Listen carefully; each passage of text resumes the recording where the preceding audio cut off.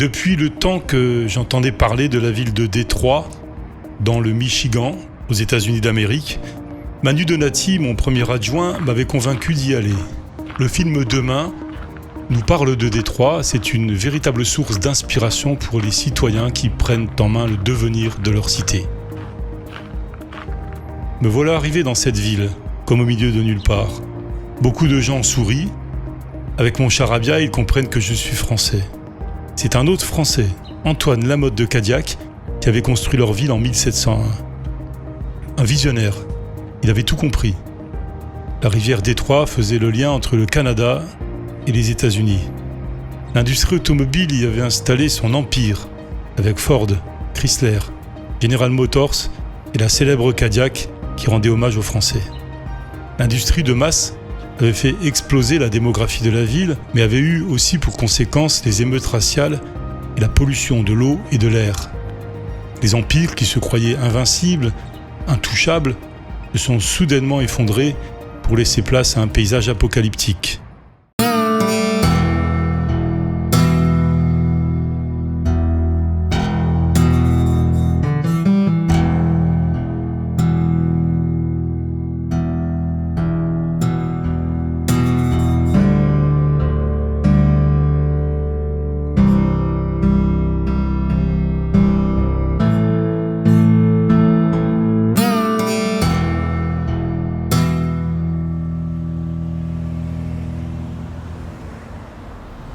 J'arrivais au cœur de cette ville dévastée avec ses milliers de maisons abandonnées et ses tours vidées.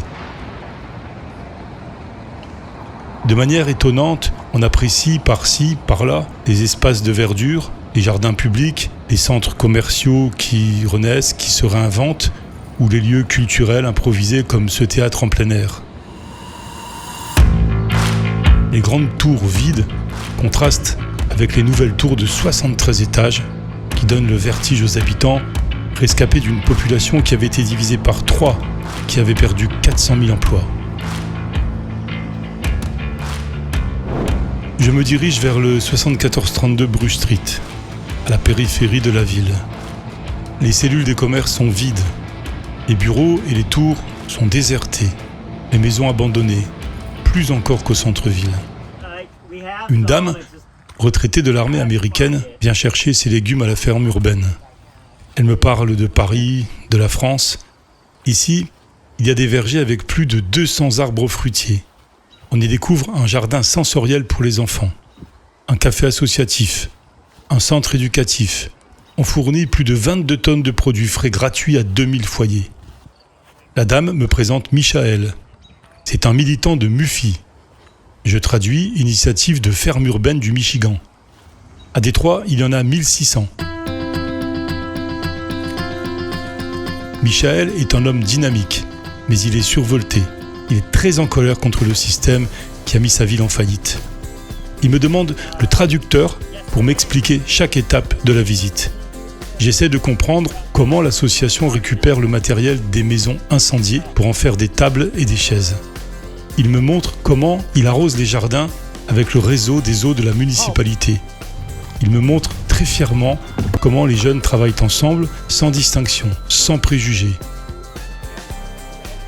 Ici, on cultive, on nourrit, on partage, on recycle, on éduque, on loge. À mon tour, je lui montre des images de la forêt urbaine plantée par des élèves de Vendeuvre au parc des loisirs Richard Pouille. Il me sourit, félicite les équipes qui ont fait ça.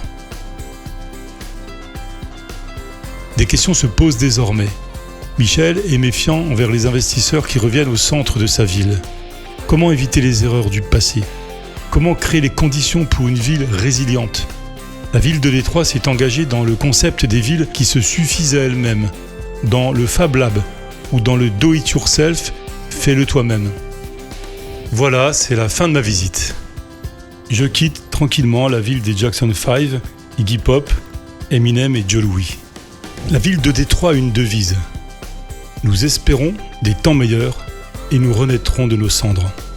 Dans chaque ville de chaque pays, nous sommes chacune et chacun citoyens de la même planète, à nous d'en relever ensemble les défis.